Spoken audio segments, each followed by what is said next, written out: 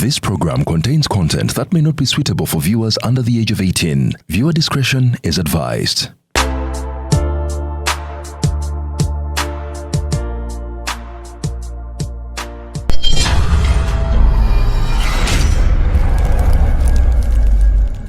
Swans Avenue, Ekutusako, Roast and Rhyme, Reggae Raga Nyam Nyam Edition. Yakwera kusande ngabiri musatu February. Jahazi pia, emunyonyo, alebado kuingira mitwalo musambu. Kugeto jakusasura 10. VVIP experience, ediba big boys. Mitwalo makumi abiri. Kalefuna ticket yo katigena FlexiPay app. Obanyiga kamunyenye bili mwende bukadala. Sama Soja, Vinny Ganta, Young Mulo, Winnie Nwagi. Everyone digula kusawa tane sokumacha. Jangu na gurilia na kuachana akanyama. Jangu na kakeka. Nebachiya bone wacharibo endongo tukuba yakurubarama omuziki gwa reggae ne raga ogutasirika non-stop mwesale mivazi eja yellow red oba green olo vibes olubarama lw'ennyanja zirinnye baba. In the US, the favorite meal for lovers when they're together is actually chocolate. It's actually chocolate. Naye nze kyana kyange kibanga kyagala sapulenya mwana geno kirite sapulenya yakula nayo newungira mu kukula kwayo omulisi sapulenya gwaline kyagala kabalagala musimbe kabalagala, you know. So it's all about expressing love and passion your way.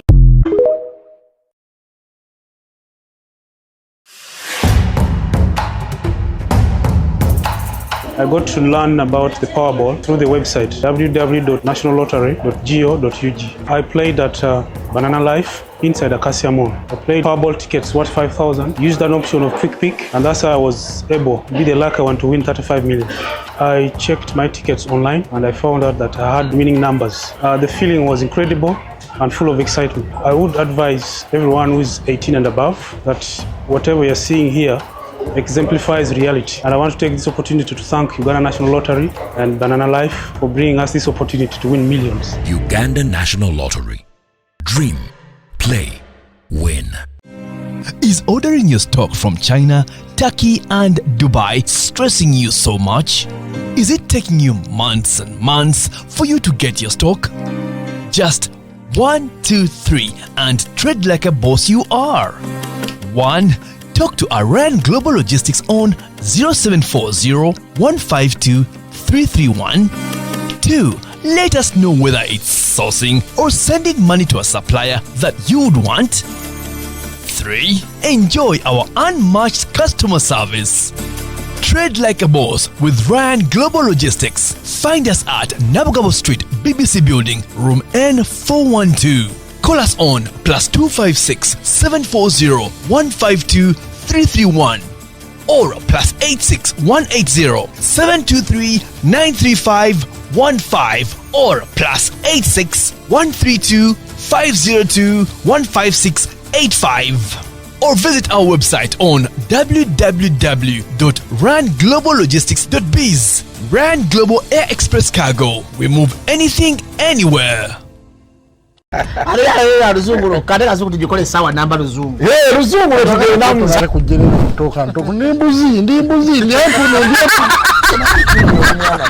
sizali samukazi kati ndi muto gwa sasule ewange akyala abulura bababbi abakyala wale somuyomba nyembuto katonda ya chembuto genda weji waminge yabawereza buno bukeke obutini singa babu mutwale bamusonseka mukamwa bwonna n'abufulumiza mu nnyindo kibwa ina guno omugugwa Musa wayitista biblia mu detergent waliwo wanagabye ebola yakasajja kasendi kalimba bannange esendi bannange.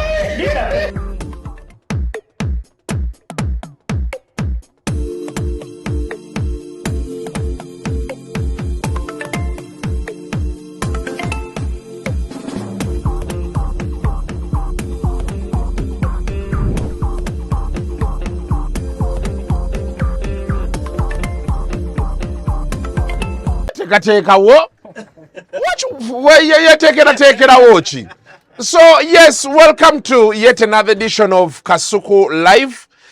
We are here in my former workplace, Dembe FM. As you can see, it came back reloaded.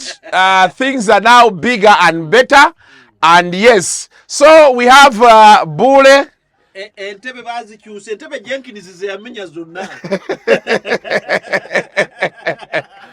We have Bule doing the morning show. And omukulu ono simumanyi gwali Alpha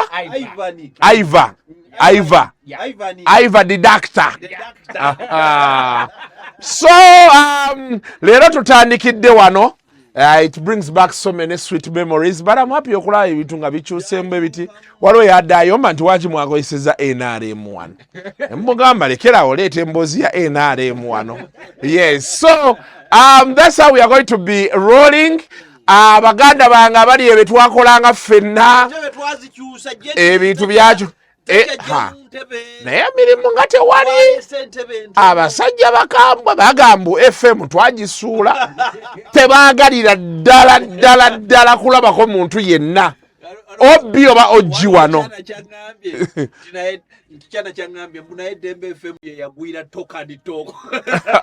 Okugigwira batya yo yenyini yagwira tokani era nga bagitusaba ne batusaba ebyenjawulo naye nga tubategeeza weekend waliwo program empya bagiyita kamunye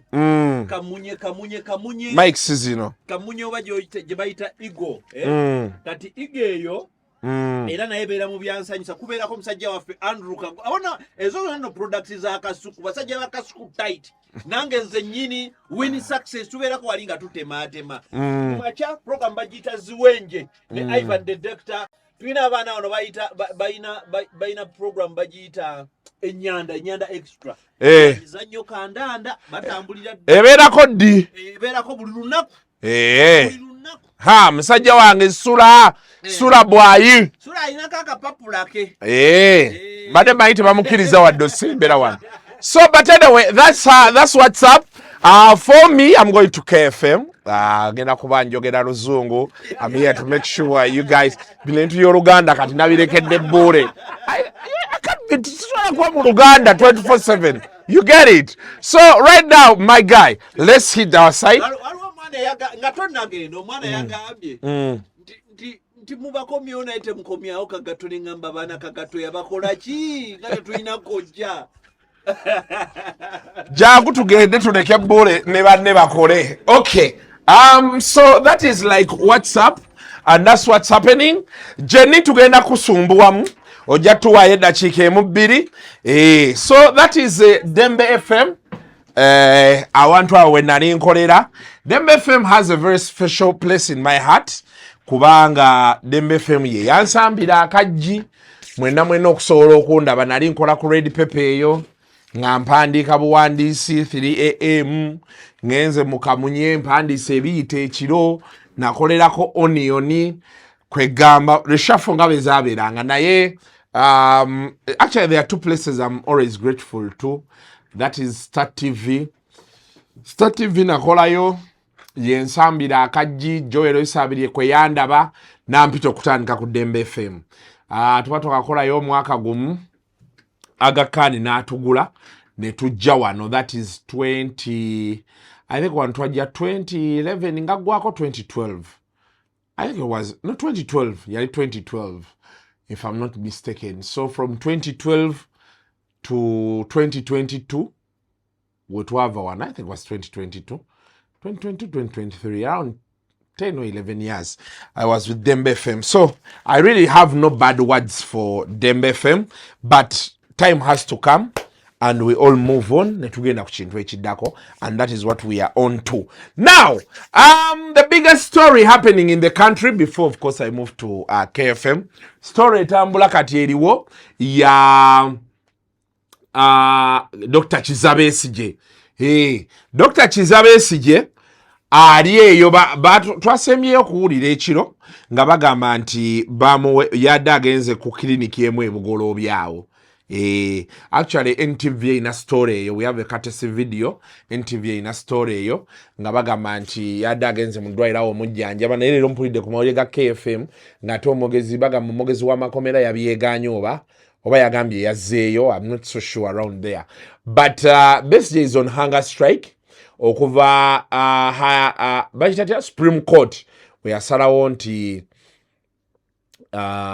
tekikkirizibwa kutryinga ba civilian mu court martial.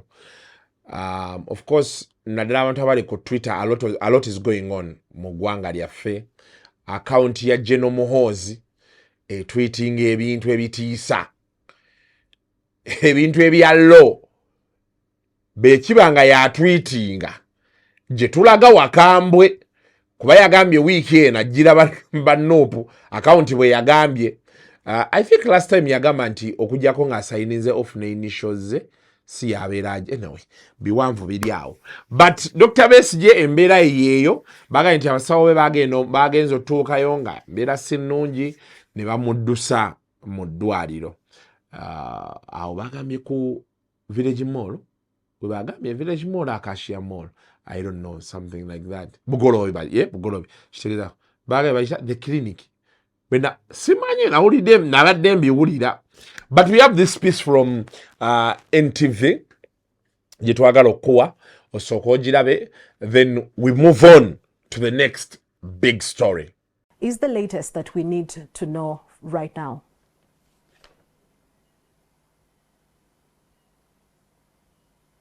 Lobby, and we're standing just about 20 meters from the facility where former presidential candidate Dr. Kizza Besigye has been taken, rushed for medical attention. We understand that the place where he's currently undergoing medication is under tight security. At least we've been there, but we had to disguise ourselves not as journalists, so that we were allowed to go there.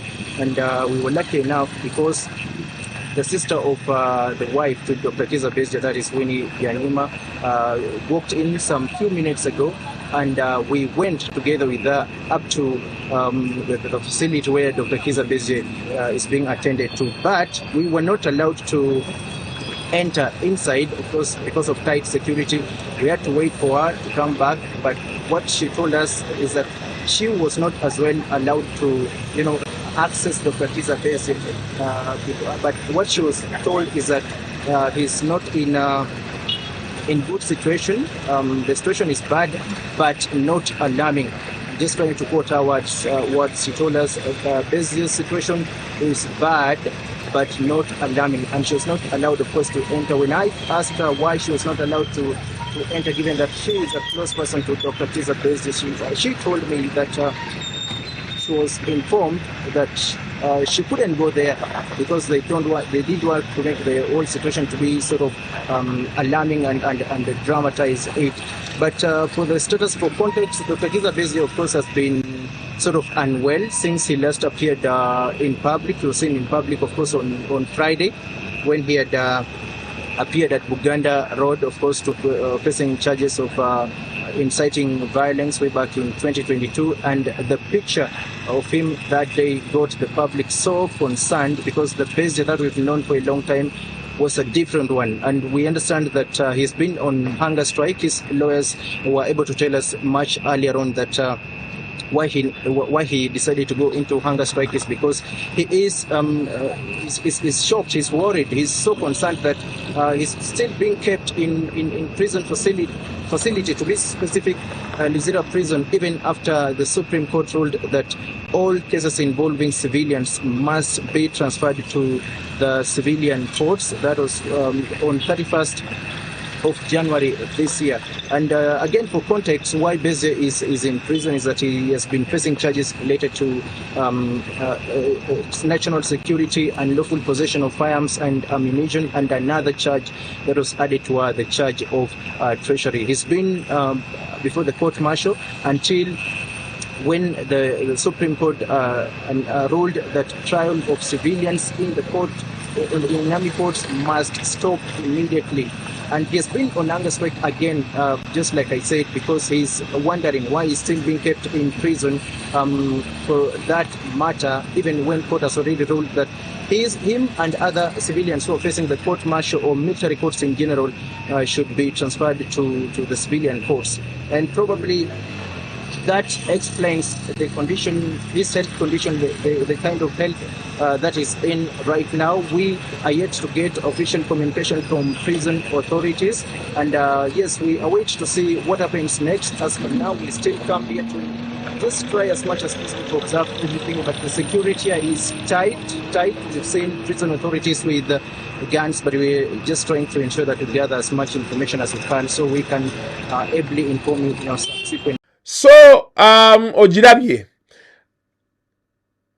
Unfortunately, ku internet yoko ndabyeko abantu olinga agamba Dr. Besigye yekoza simaya akolera Museveni. Anyway, I don't know buli omu engeri gy'alabamu ebintu bye, naye betubeera nga omuntu legitimately claim to be mu struggle. And by the way, this is the biggest problem right now. Opposition, abantu abagala enkyukakyuka gye bayina. The impression people get is maybe buli omu ayagala kufuna waatuula oba ayagala mulimu mu opposition yakole.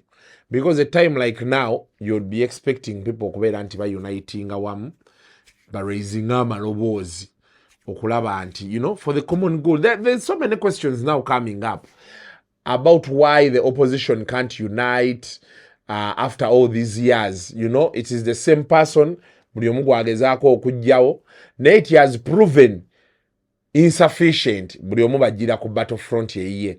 Naye kati owulire ono boogera Besigye, Free Besigye, omulala yagamba yali ku reforms, omulala omusanga yayogera birala, omulala ate ye yasayininga MOU akole ne gavumenti. Kati kwegamba ne tubeera awo nga tuli mu circus. Bye bireetedde abaana ng'abo boolaba oli ng'ayogeza maanyi, era Besigye teyali wa opposition because, well, there are so many red flags, but omusajja yagamba nti togoberera nze, goberera byennyimiriddeko byolaba ebikuluma byoba oyimirirako. So naye Besigye katumusabire. Nalabye ne president wa NUP principal naye yavuddeyo n'akanyugamu awo eddoboozi lye nga Free Besigye and free all other political prisoners. So it's still a tough call, but katulabe gye binaggwera. Of course, nalabye baga DPP ali mu final stages okujja file ya Besigye eri mu court martial bagize mu civilian courts. Kati subire kigenda kubeerawo n'abaana bonna abe bakyakutte basobole okuba nti babajjayo babaleete eno ekintu kigende mu maaso. So ye embeera eri awo. Soka tulabe principal wano ng'ayogera ate tukomewo ekintu tukitambuza. Balamusizza mwenna Abannayuganda bannange balinawo nkakasa nti ffenna tulabye embeera Dr. Besigye gy'alimu, bukyanga bamukwata ne bamutwala mu kkooti y'amagye mu bumenyi bw'amateeka. Kkooti ensukulumu neevaayo n'esalawo nti kibukya bumenyi bw'amateeka okusibira abantu abatali basirikale mu kkooti ez'amagye, naye still ne basigala nga bamukwatiddeyo, n'abasiba abalala ba political prisoners abangi nga babakwatiddeyo ne kkooti bwe yali ng'emaze obbata. Mwenna balinawo kibalaze nti Museveni ne mutabani we baagala kutta Dr. Besigye, ate si yekka naffe abalala. Mutabani wa Museveni mwamulabye bwe yavuddeyo n'agamba nti Dr. Besigye ajja kuva mu kkomera nga either ali mu keesi y'abafu oba nga amaze kufukamira wansi kwetondera Museveni, naye nga amufukamirira ku ddiruki. Awo nno we mbasabira mwenna mumanye nti ebizibu Besigye byali mu kuyitamu ne basibe banne si attack ku Besigye yekka, wabula eyo attack ku ffenna abalwanira enkyukakyuka, ffenna abaagala enfuga ennungi wano mu Uganda. Era njagala mmanye nti tegwokyanjwemu, bwe bamala okunyigiriza omu badda ku mulala, ajja kubeera either gwe oba nze. Kale nno nsaba ffenna abalina emitima egy'eggwanga tuveeyo tuvumirire ekikolwa kino ekikyamu eky'obutemu ekiri mukolebwa ku munnaffe ffenna nga tulaba nga bwe twasala entotto ne bannange okubaako kye tukola. Nammwe mbakubiriza yonna gye muli mukwatagane, mutekewo pressure okulaba nga munnaffe bamusumulula, kubanga bwe kiva ku mulala kidda ku omu. Bw'oba tukubye enduulu ng'obuzibu butuuka ku mulala kijja kuba kizibu abalala okuba enduulu ng'obuzibu butuuka ku ggwe. N'olw'ensonga eyo mbakunga mwenna mutekewo pressure okulaba nga amateeka agagobererwa, nga bannaffe bano bateebwa aba political prisoners bonna nga mwe muli ne Dr. Besigye. Free Besigye, free Machete, free Kalanzi, free all political prisoners. Yes, now principal omulabye ng'ayogera katusabe Besigye bamute or better still bamulete mu civilian court bagambo babajja Kenya nga bagala ku overthrowing a government but process yo why sijja kwegobana basajja Free Besigye kaisawo mpola sijja sobola kwegobana basajja yeyo now nina live gye nabaddeko senga acid nagamba niteira lekeraawo ebyekisiru mbwave ku full body videos muzimulabisa bulala bannange Sister Anne, how are you? Good morning. Mutekeyo. Annie Taylor, you're a beautiful girl, woman. Tukusaba, lekera okola video eza full body. Kola ka face ka kalungi. On all angles, we are okay with it. Banange Annie ina figembi. Ate Annie nawo okimanyi Annie otulemeza lufiga lwo lubi lulinga omulawo lulinga ekikolokomba Annie lekeraawo tuweka face kwa kali beautiful ate n'amabeere tunga sinapinga nebere senga nebere alituongere nebere alituongere tano za fezo tuzagala womanyi okubanga olina lita 10 mu kifuba lita 5 side ne side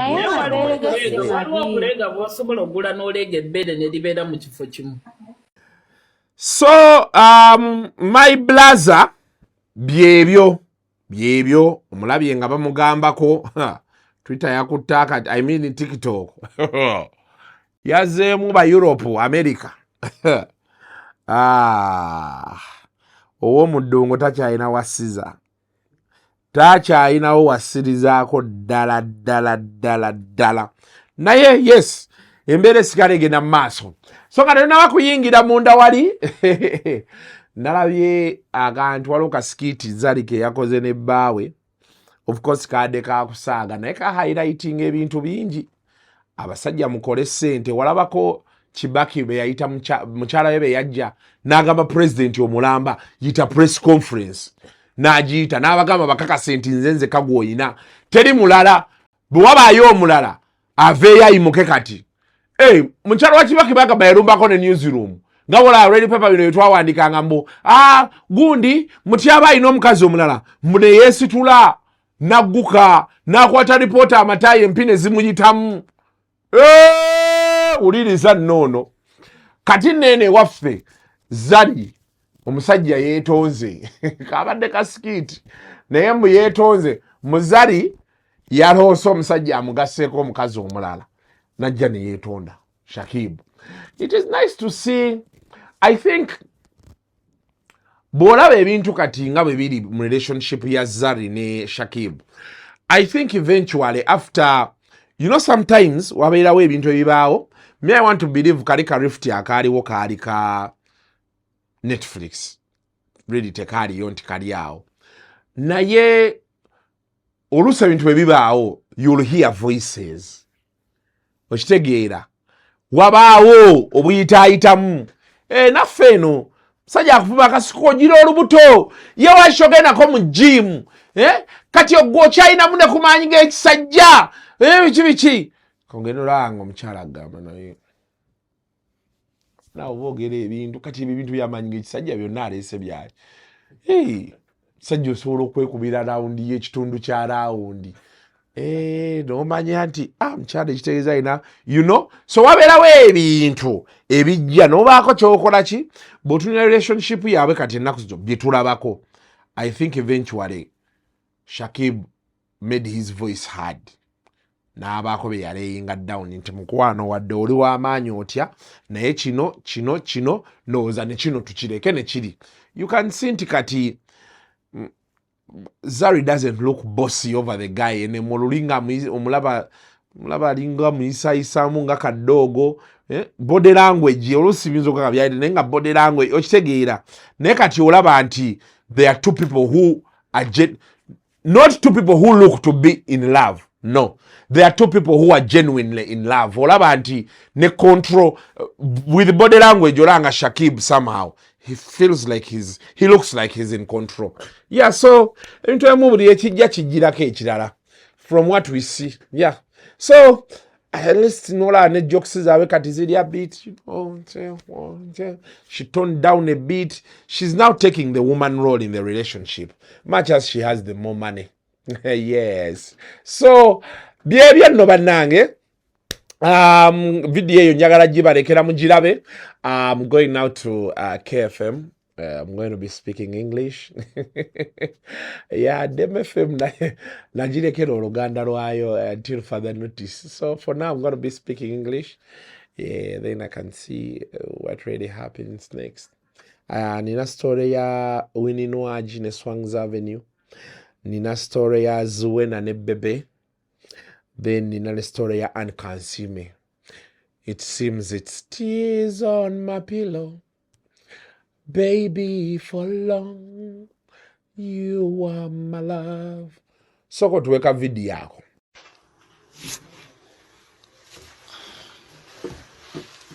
So guys, I would like to publicly apologize to my wife for marrying another wife in her dreams. I would have realized that it's gonna really hurt her feelings, and I didn't have to do such a thing in her dreams.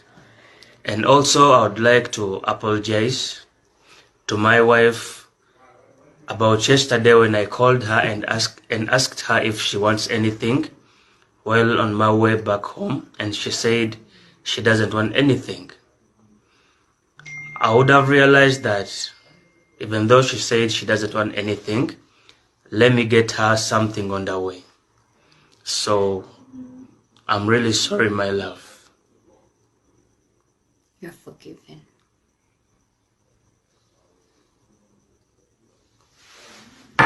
Now, abantu mubereyo ne mutugamba era Kasuku musekerera abantu yensi gye tuli mu basebo ne banyabo. Ensi gye tulimu fenna tuli tetwagaliza tuyina fitina nga nammwe be muli eyo, nammwe era temutwagaliza. Batugoba wano ku radio era singa Katonda teyatusaasira kubeera nti already twali in emotion ebigambo bimwa ye bannaye waliyo abantu abaninze lwendifukamira naye olunaku olwo bajjajjange banga nti luli baawo mwerimba baŋŋamba ku gaadi gye tukuliko tekirisoboka. haya neyongerayo mojakera kumacho ndayiko ku CNN CNN. So tukolera abantu fitina gye mututeekako naffe gye tubateekako kyekyo oli waddembe okunyiiga nga naffe betunyiiga. Kyoyagala kyoba okola yeye embeera eri awo. So tonyiiga, consume the information nga bwe tugikuwadde obulamu butambule. So producer, just hit it. Tutandike ku KFM wano, make it happen.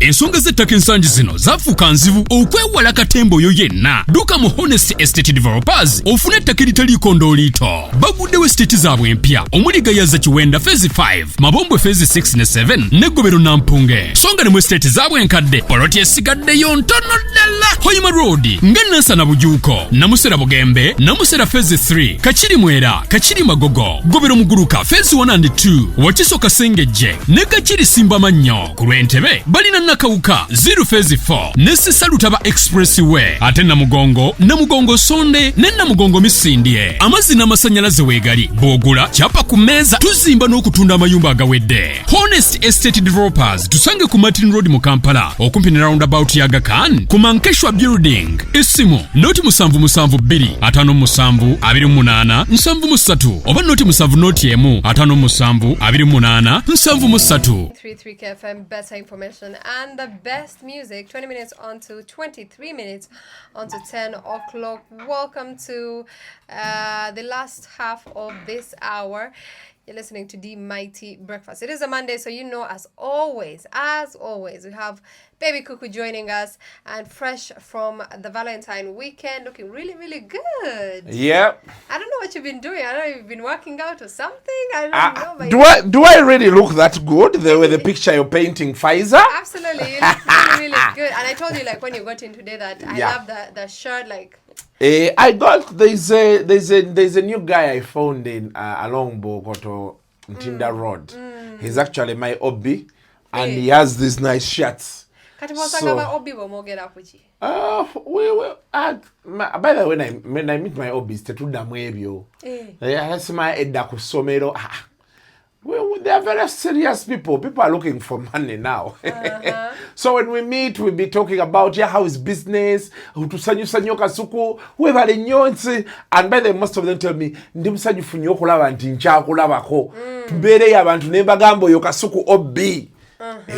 I'm like, okay, yeah. And most times, there's something I started. I started supporting my own, and I support those who support me. Yes. So when I meet my hobby, that is my own, baba now business and in a chain or mugurako ngamuwagira. Hey, because yajja kujukira, but most of these other people we meet along the way, they never remember. By the Kuku, you really do actually support people in your circles. Like Kuku has bought a cake from me. Like he really supports people in his circles. Nenze Kuku ngata ampagira. Ate chichicho otunda chemba nkuwagirako. Gwe tomanyibwa MC. I don't get people who tell me about MC gigs. Video documentary waziwa balala. Katira bojo. Kajanti onate ono naye chali wange, but for him he had stared unemployment in the face. Him and poverty were about to hug. Yeah. They had started bringing arms. Then I said, don't do it. So I offered him a job, Yeah, so Kati yo musasirako is just a nymph. Wow. Yes. Kuku, how was your Valentine? Valentine's Day was good. I spent Valentine's Day at home with my madam.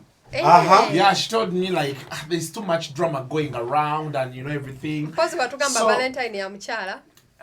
We waka. So she told me like, we had plans. I think we go to the movies. We go there's a show at Serena and Sheraton.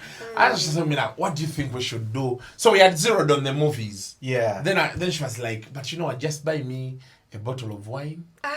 Yeah. And give me some money. Then we just stay here and we relax. And Kasuku, you stayed home? Yeah, I was home with her. Yeah. So we did movie night at home. Then around No. We were with our kids. So we did movie night at home.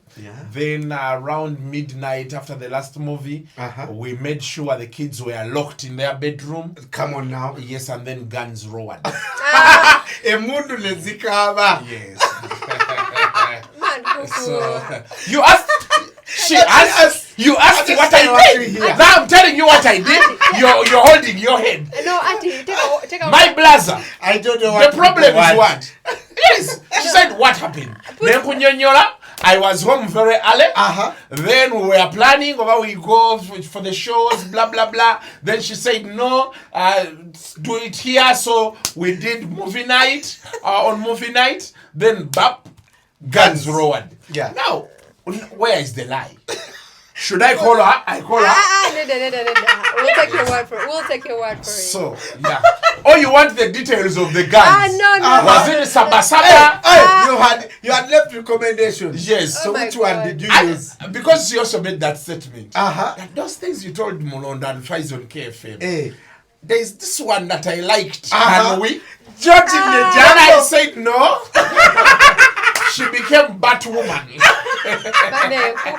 Thank you. Judge of the jam. You go in bosses. Had I come to say these things? No. You asked, I'm giving you answers. Unless, for me when you tell me now the Chimala, then I'll stop. Okay, so she became Batwoman. Ngagoli, Batman. They became the Dark Knight. Yes. For me, boss. I tell you, I told us that Smanya yes, be upside down. Yes. Well, we were zombie-like.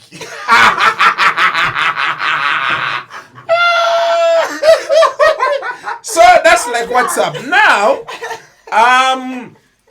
Zuena came out and said over the weekend. Zuena came out and said, of course, she said she wants a man. Okay, let me just let me just read for you exactly what she said here. So like she was trying to insinuate that she would rather she has a person with a well done body. But Bebe Cool has a well done body. He had a well done body. Yes. Bebe Cool? Yes. Which Bebe Cool? Doesn't he work out? He works out. So she said motivation, those core muscles, the strength and the sheer confidence that he's healthy is my kind of motivation. I think every woman deserves a man with abs. Hope you enjoyed Valentine's Day, my peoples. Checho. So was that a direct attack? Oh, well, there's a rumor doing rounds that Bebe Cool went and did surgery for the nini. I don't know how true it is, but it's moving around that he did surgery for the nini. So I think she's preparing us. Mama or the man may remove the shirt. Yes, because you people, there's nothing as hard as doing the stomach. The example I'll give you will be the man himself, Bebe Cool. Yagena mu gym na kuba omukono wano. Yeah. But you know how I will love you every day. There is something else. Yes. The only betrayal was the stomach. Wanji. Yes. Ati ngolujiranga teleta yebisambi bina. On the chicken he only eats thighs. Is it Pier 1? One day you get some time when he's there with his team. You'll see things coming. Yes. Then you'll say ebisambi bibadde munana nganda anyabiride anya to 10 you will see things you see things moving around. So I had the rumor that he went and they did the stomach, you know. So but I don't know exactly, because even Donzera did the stomach. Yeah, so it's not a big deal. Bachita, lips. That's liposuction. Liposuction. Yeah. So what happens is Donzera cannot take 2 cups of tea. Really? She can't. Why? She cannot take 5 spoons of rice. Why? Like the lubuto is small now. Because kati bagabanti basala echenda. Yeah. So kati feel bino byenda byavayo. Oshtegera. Bino byenda. This shit. Byavayo. Now, Rakeli movie vayo nyo. Movie vayo. Hey! Over the weekend I was at Marira Rainforest Lodge. Very nice. Yes, I was there. I was with my guys Shalom, Tambi, Hajati, Emma, the guys I usually sit with in the evening. They call it classroom team. Yes. So they were like, most of them are some of them are Muslims. So they said, Kasuku, because your birthday is coming, next Monday is my birthday. Now, that whole week, I will be here. I think okay. It's just a birthday. Okay. Yes. Cool. So yes. So I'll be here. Now, 28th. So they said that weekend they can't take me out. So they took me to Marira Rainforest Lodge. It's next Friday. Yeah. Yes. Oh. So they took me out. And wonderful. It was quite the experience. Friends like you. Now, Brian, I need someone to tell me, Kasuku, next weekend, the all expenses paid. Like $1,500. Lemala, Wild Waters. Is it available? It will be available for me. I'm told those people are. It will be available for me. From above. I will call the owner if it needs to. Who the owner is. For 2 nights. Yes, my people, you be here, Kasuku, we love you all. $2,000. Well, so people were asking me, Kasuku, what do you want?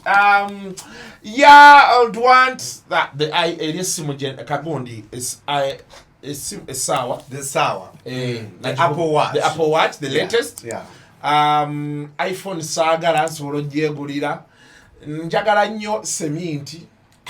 Yeah, njagala yo omuntu on my birthday ngambe Kasuku ngwadde obusawo bwa seminti 10. Hey. Obusawo bwa seminti 10. Milioni 3.8. Oba milioni 4. Oli ave yangambe nti ngwadde triple z'omusenyu.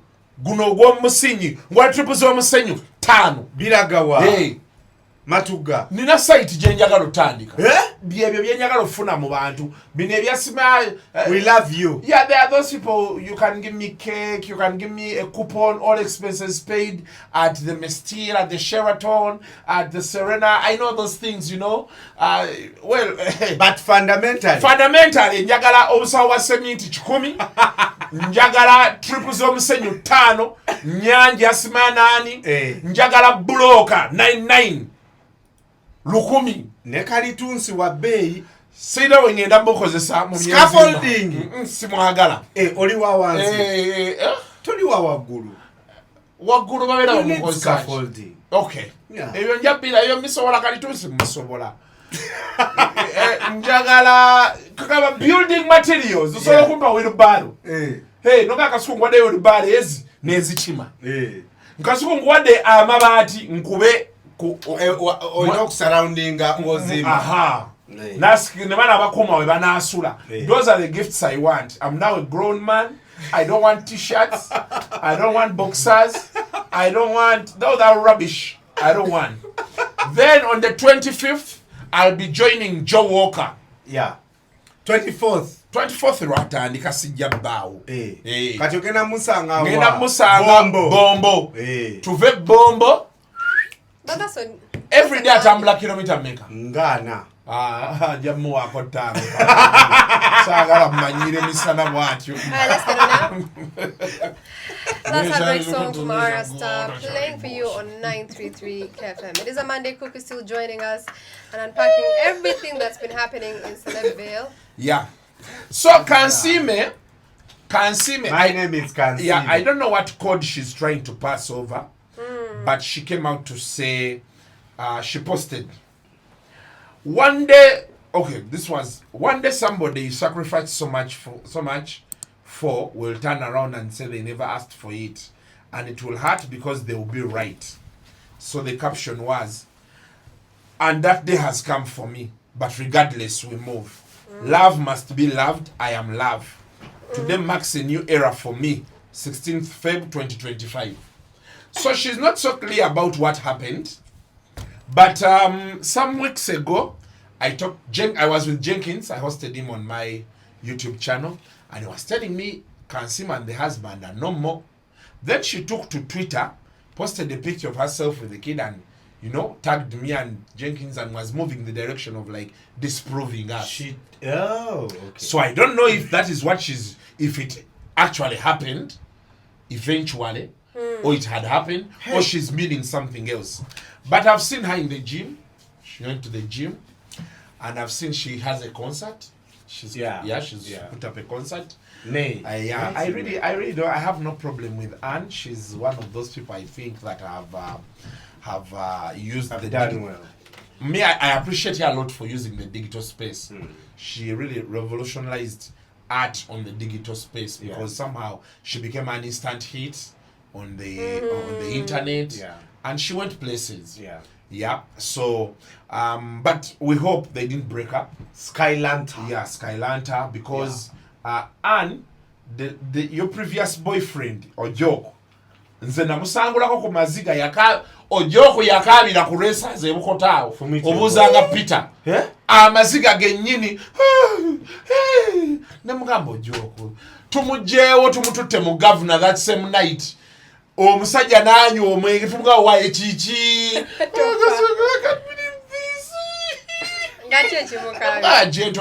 They had broken up. Gentleman. And it was a public breakup. Yes. Yeah. That was how, you know. Naswala. Ojoko awala netu setting ojoko omuwala ekire ekyo kubanga aterera. Nga nini is not nini. They eventually went together. Kati. Twaddamu mulabe enkeera. Natugamba, you guys, thank you, but don't make it a cause that every time you want us to hook you up with someone, you have to cry. But he was already enjoying it. He was still mourning. Behavior, no. The lady had moved on. So what is the job doing now? I don't know. Yabula. His claim to fame was Kansiime. And things are bad in this country, by the way. Oh, he's okay.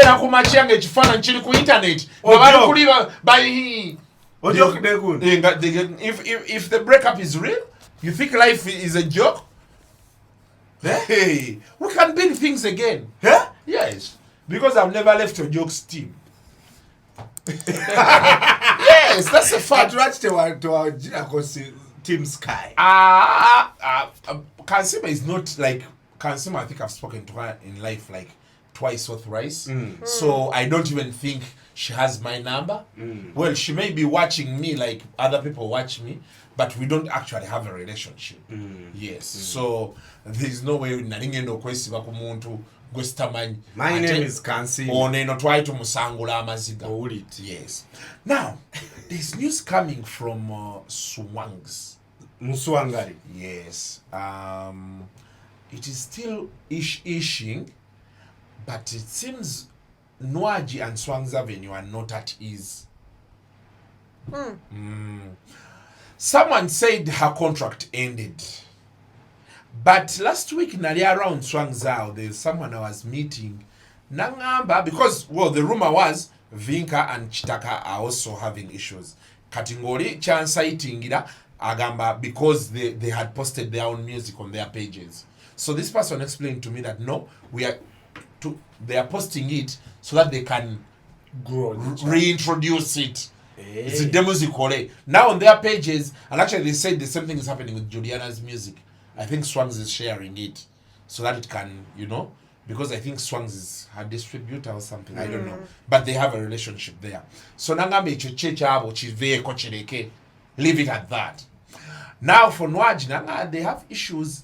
My source inside Swangs, which preferred anonymity. I didn't prefer anonymity. Yanga wagabe babuntu mukuru. Kubulira ebintu bino naye babuntu mukuru. No yasamani be a grown up.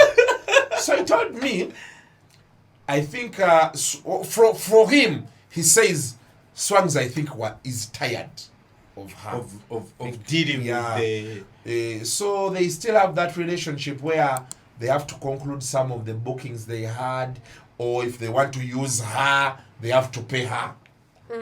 But the early relationship, I think they are closing business. Okay.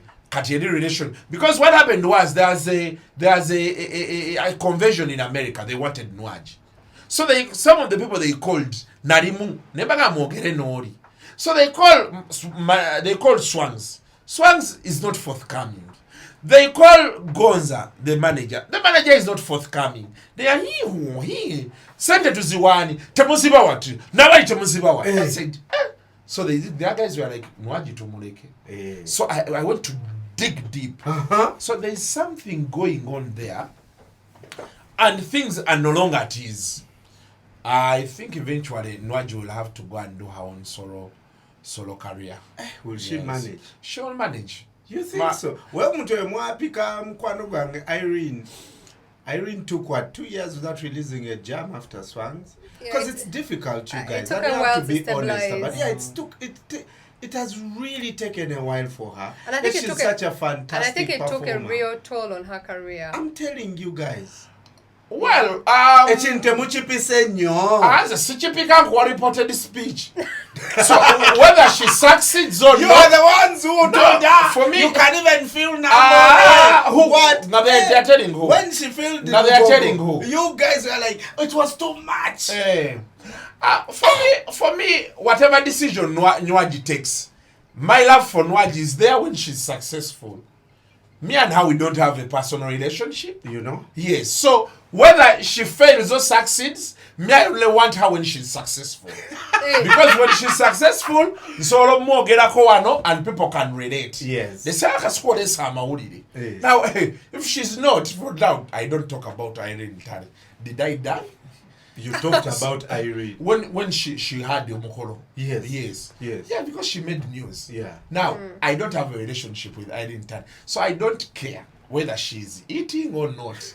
As long as she has the music and she's successful her side, the same way she won't care whether I'm eating or not. Yeah. So whatever decision Nwagi wants to make, it is hers. If she needs my services, the only thing I'm a fan of hers, that's a fact. Yes. But if someone who sings better comes and steals my heart, I also used to be a magician. Yes, it's a fact of life. People, we keep moving. The Baganda say, alive people are drums.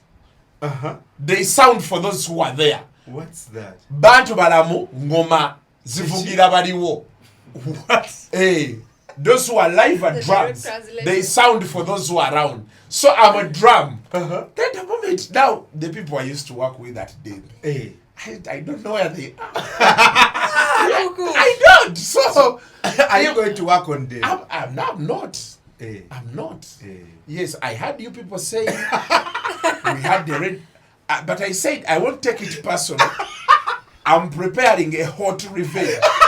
You'll be there and you'll hear things. I said, Kasuku, what is the problem? Kuku, sign us you out, get please. it? So that is the situation that is happening. All right, sign us out, please. I had the first time.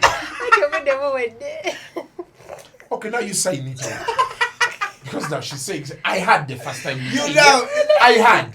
Now I say, please Kuku sign out. Or you could be Kuku. Please sign out to go. Okay, we'll return tomorrow. Humana na kuteka kubwama inja no wange ya baka simu ko so Brian, I heard you people saying things. Those one. Poverty. You and unemployment are looking at each other. You are about to hug. I'm fighting, you don't hug. Bijeko. The views expressed on Kasuku Live do not reflect those of the host, producers, or management. They are solely of individuals providing them and do not represent or reflect the official policy or position of this YouTube channel.